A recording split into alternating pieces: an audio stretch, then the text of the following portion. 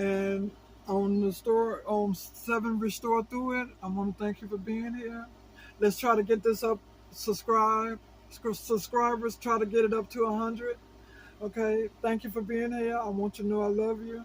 And we're talking about mental health and trauma. Okay, so this is how I met my second husband, which was I wanted some babies. We both wanted a family. And so we got together, and he was already fertile. Okay, so he already had children before I met him. You know what I'm saying? He was going through on his end too. You know, love begot love, okay? And so I'll let him tell his own story. But we ended up getting together, and we had some babies. I had one son by him, and then I had my daughter. And then a couple years later, I ended up having a third one.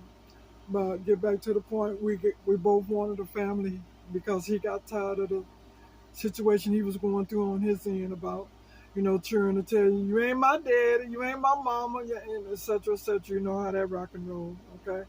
But we both wanted a family, but I was still spiraling out of control.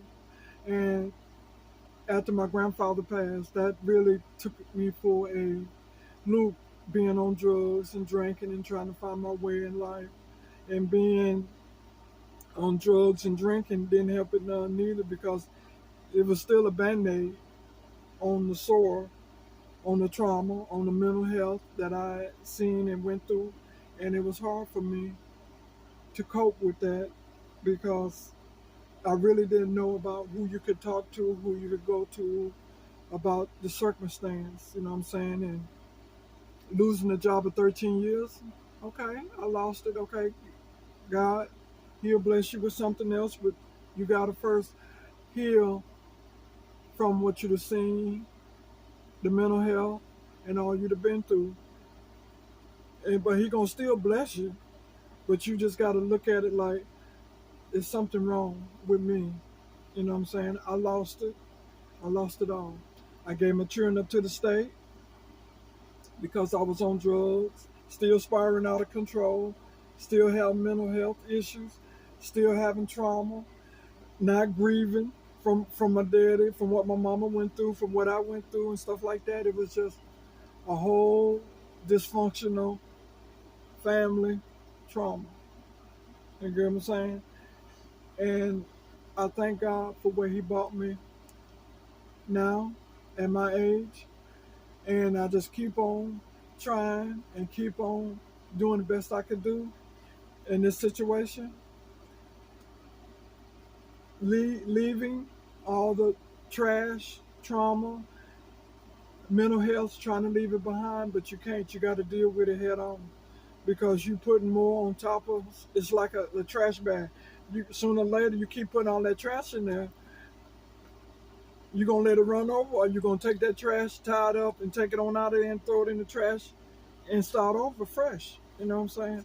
But that's the way it was for me. But I dealt with the mental health and going to rehab. I went to 3 rehabs.